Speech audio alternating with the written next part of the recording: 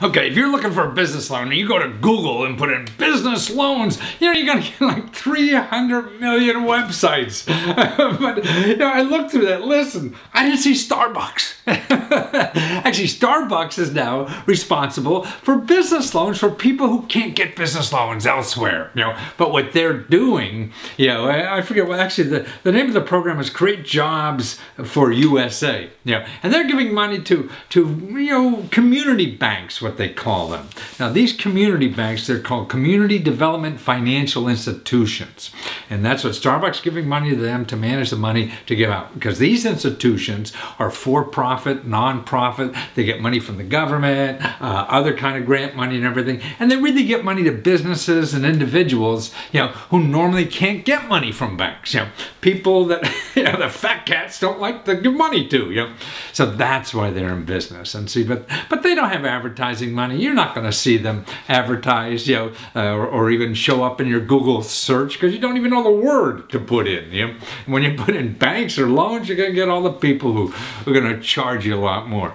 So these are a wonderful opportunity, and you could find these in your neighborhood, like where they are, where you are, and there's a locator if you go to ofn.org. Because that's the group, Opportunity Finance Network, that Starbucks is working with. So it's ofn.org/ and all in small letters, it's CDFI-locator. CDFI-locator, all in small letters. And then you see a map of the United States and you find the places to you. So it's a great place that people don't know, not only for business loans, for housing and other kind of loans you need. They're not the big fat cat guys from New York or whatever, Wall Street type.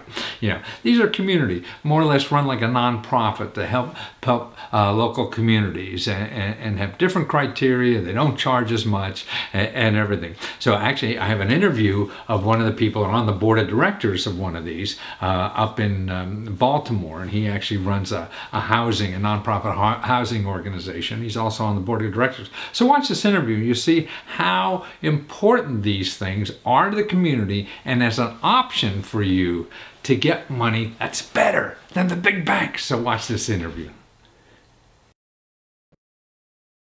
My name is Michael Mays-Pink, okay. And I am the executive director of People's Homesteading Group. And we founded People's Homesteading Group. People Homesteading Group. But you yes. Also, well, we want to talk about, you're on the board of directors of... Oh, yes, I'm sorry. Yes, right. Okay, I'm on the board of directors. I'm a member of the board of directors of the Community Capital of Maryland. Right. Community Capital of Maryland is a nonprofit charitable organization that lends money to a variety of development projects to improve Baltimore City and the state of Maryland with innovative projects that could be housing, could be commercial development, it could be community facilities like a daycare center. And we have to look at each loan request, and usually when we look at a loan request, it's involving other funding. So if somebody wants to build homes, we want them we tend to look to homes that are for families of lower income, but it doesn't have to be that way. Sometimes there'll be a shelter that needs to put homeless beds together into a shelter for adults or so it families. Could be for nonprofits. You mean, it could be for nonprofits. There are some for-profit companies that are doing charitable kinds of work or serving a population that fits our criteria. I mean, we're not going about building homes for very wealthy people. Gated communities. You're not. Yeah, because because of our charitable purpose, we can't do that. We decided that that's not our role. There are people who do that, but if say in some of those projects they want to build some homes for lower income families to kind of have a balanced or like a mixed income community, that's a possibility. It doesn't happen often. Mostly it's people who organizations, nonprofit organizations, and for-profit organizations that come to us with a proposal, and we will look at the costs. Is it realistic? What are their other sources of funds? Our money is loan money, so often there will be some grant money help offset their costs, and is it a viable project? I mean, and if it's and also the time frame. We want to be able to put the funds in for a reasonable period of time, one year and a half, something like that. 18 months I see. would be so good. It's short-term money. It's shorter term money because we. An example would be the neighborhood of Patterson Park, which is an area about 10 in blocks Baltimore here. in Baltimore City. That's about 10 blocks north of the Inner Harbor, where there's been a lot of more upscale development. But the houses nearby also were very solid homes. And there was an organization over there that wanted to begin to take some of these vacant houses, that we have many vacant houses in Baltimore City, and turn them into homes for families. And while that developer was a nonprofit, they wanted to provide housing for lower income people at first, but the goal was to have a mixed income community. So we were one of the early lenders that went in there and took the risk. So we went in there, they got started, then they got bigger, they went on to bigger lenders and didn't need us any longer. So we were the ones that got into it, and we were like cutting edge pioneer types. And that's do you our do niche. Businesses too? I mean, entrepreneurs or anything like that, or is it mostly developers and housing? Our guidelines are that we can do businesses. We once were involved with a program that was called a facade loan program, as part of a program called Main Streets. Yes. Baltimore City has a Main Streets program. It's a national program, National Trust for Historic Properties or something. Anyway, there's a local version of that, and for a short time, we did provide loans for businesses to fix up their fronts to make them more appealing, more marketable, and that was a successful program. We could do. There is business lending. I mean, say we have capacity for doing business lending, but we mostly do real estate. If someone came to us with there's always usually some housing component to it. So, for example. If you have, like at a certain major bus stop, you might have a proposal to do shops on the ground floor, but above there would be housing. We could do that. So you people act like a bank in it's called community banking. Community banking, and it's the technical term for the organization, the type of organization is a CDFI, Community Development Financing Institution. Now, I understand there's about 1,000 of these or something like that Yes. in the country. Right. Yeah, I understand them to be two basic kinds. One's where one kind like we are is a straight nonprofit organization with the community banking perspective or program. However, there are, and some of them are large. Some of them are like $500 million. Wow. We're not that big, but that there are some national organizations that have that kind of a base. Then you have regular banks. The big banks like Bank of America or other banks will have a nonprofit subsidiary that applies for and becomes a CDFI, a Community Development Financing Institution. You said becomes, because then they have access to other kind of government funds to help this. The CDFI program is regulated by the Department of the Treasury, and so it is not a bank. This institution, but it is regulated by the people who regulate banks, which is the CDFI. They provide grants for some. There are competitive grants provided to kind of put capital into these institutions. You can go on the Treasury website and find that out. And all that. Now, all these CDFIs, I mean, I assume that they're for to get money to people who traditionally can't get money somewhere else in more traditional ways. It's a more proactive way than saying to the banks, lend to everybody. Right. I mean, the banks have to, especially in the current climate, they have to go through a very strict underwriting criteria to do loans. And so do we, but we're looking at markets that are, in a way, fractured, that have had trouble in neighborhoods. I mean, trouble getting money from a traditional bank, let's say. Yeah, or have gone through some kind of changes where there's demographic changes, and there might be some, like an increase of vacant properties and a weaker real estate market, especially today, given the foreclosure rates. So nationally, and traditionally would not be attractive to a normal funder. Yeah, I mean, I think when you look at real estate comparable prices, and you have to look at the individual. Right. And there was a history of redlining by institutions to prevent loans. The legislation that makes that illegal created good, you guys? was good, but it also just was a punitive thing. Uh-huh. It just said what you have to do I and what you see. can't do illegally. But what this kind of effort does is actually allows niche kind of banking in a way that gets money and capital to Into projects. the redlined areas. Yes, that were into the areas that traditionally- traditionally were left out. Right, You know? yeah. So Huh. I mean, but you know how we look at it is, you have to look at every situation individually, Right. and you can't just write it off to say, Right. okay, this is like a poor neighborhood. Yeah. I mean, if you look at that neighborhood, there might be a church. Then maybe that church has been there for With 50 an anchor years. in front of it. Yeah, with an anchor. You might find a church that is It's a an strong, inside joke. yeah, has a congregation that is active. Maybe they don't all live there in that neighborhood, Right. maybe, but they used to, or that the families from that congregation used to. So you have some vacant houses, and you have a church, and you have some businesses that are still there. You can knit together a project around that. And I think when, as community capital, we look at what are the local assets and what can you build around. In Baltimore City, there must be a dozen, maybe 18 significant nonprofit housing organizations. Wow. Some of them do other kinds of development other than housing, community safety or daycare, things like that. So there are capital needs, there are real estate development needs for these organizations. There are businesses that are, some of them are for-profit, some of them are non-profit, that build shelters for the homeless. I see. And they may be able to go, they may be able to apply for funding to help provide people, and then they have volunteers serving food and all that. But maybe they need a loan to buy a piece of property to expand their operations, their shelter.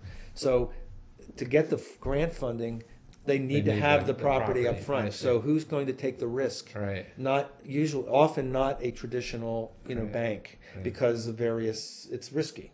So we're not risk adverse, but we are smart about it. Right. We have to analyze. You're not going to open the window, throw the money out the way. We're regulated by the Treasury, Right, so I we see. have You to have do to it be careful. responsibly too. Now, some of these CDFIs, is that? CDFI, yes. Some of them, do they That's have it. traditional banking services too?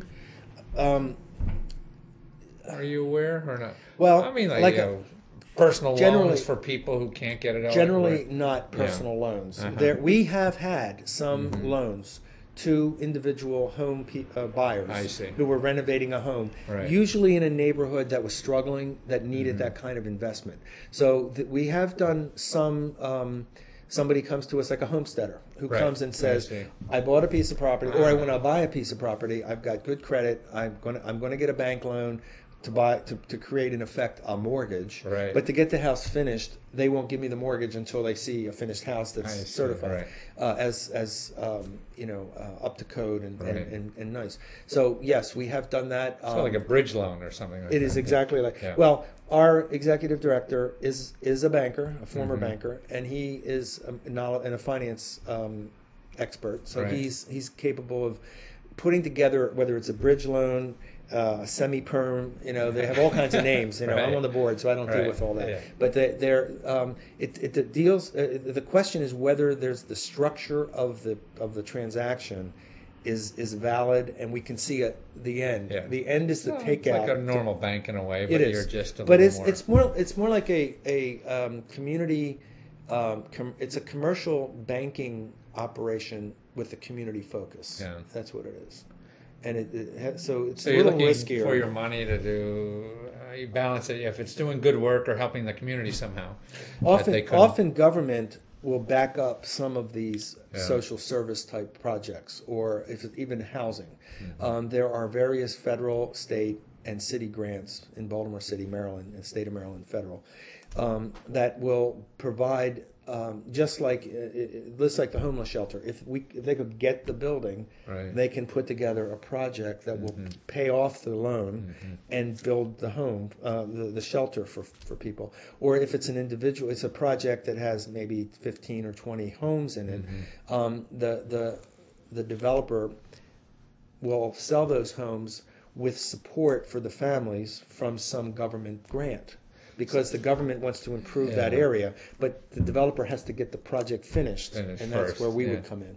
So in other words, if you're looking around your neighborhood and say, oh God, there's a lot of things that maybe should be done here, and I don't know how to do it or finance. So maybe is talking to local CDFI would be a place to start investigating how some projects should be put together. Yes, there is an organization called the Opportunity Financing Network, which we're a member of. And so that's a national organization. It's a national organization which lists all these different organizations, and you'll see, the big banks will have their members there, and they will tend to focus maybe not on individuals, but more on organizations and developers.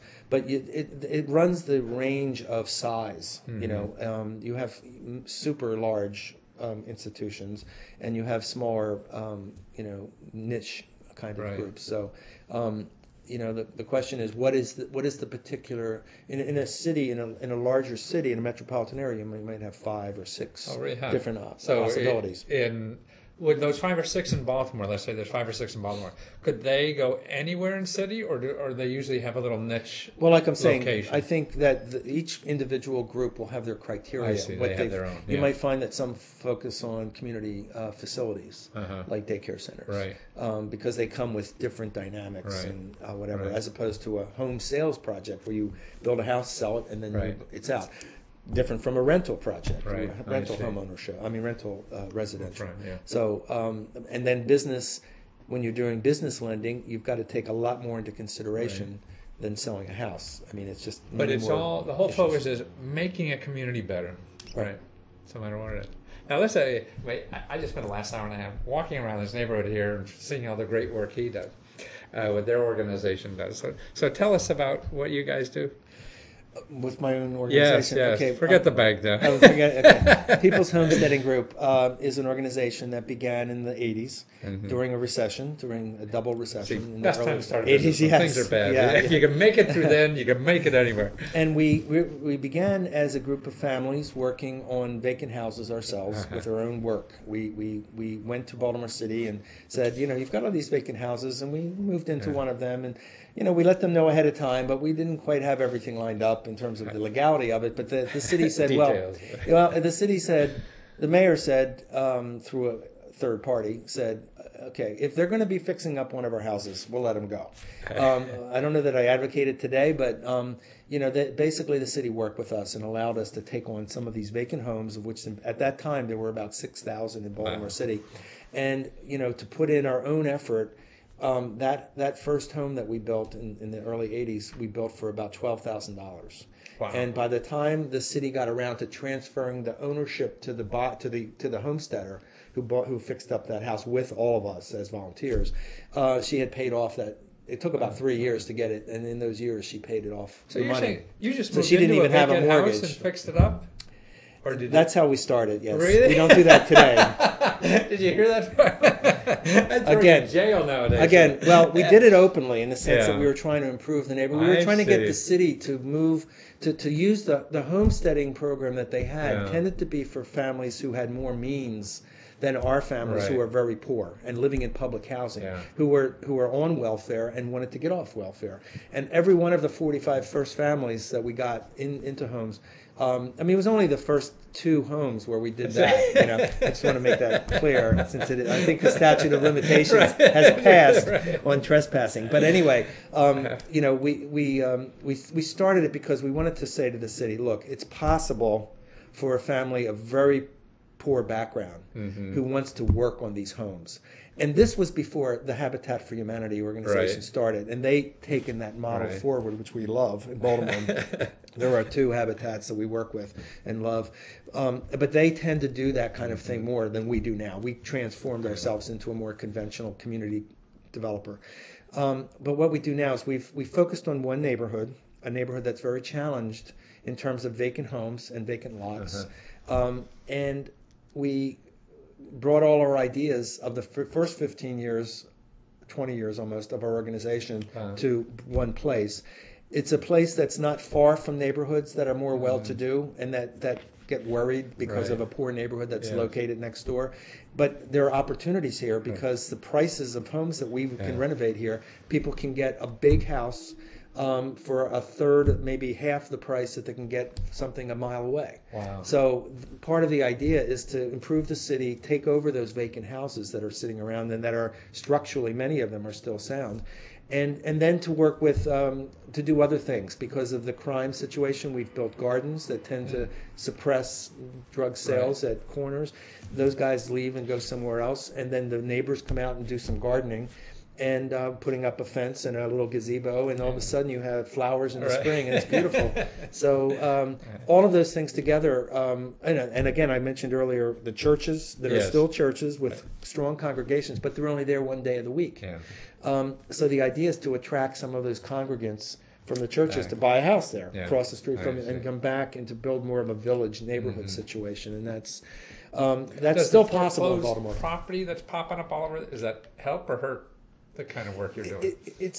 We started when the values of properties were so low, people would give you a house. I see. Wow. They would donate a house to us as a charity. Wow. And they would take it, like people are doing that with cars now. Right. You know, donate your car, you get a write-off. People would donate a house, and then the question would be, is it worth $2,000 or $5,000? That was on them to decide. IRS, exactly. You know, I don't remember. Some people said it was worth $5,000. But anyway, the point was, when we would buy a house, I'm talking about the 90s, the 80s, even the early part of the decade in this area, we bought a house for $1. Wow. Because the person wanted to get out, and then what happened was the housing bubble brought into Baltimore a lot of outside investors. And they didn't discriminate between, this is like the rich area and this is the poor area. They just came in and all the prices went up. Yeah. So for example, on the same block, which we took a tour of, we got houses for nothing in 2001 through 2003 and 4.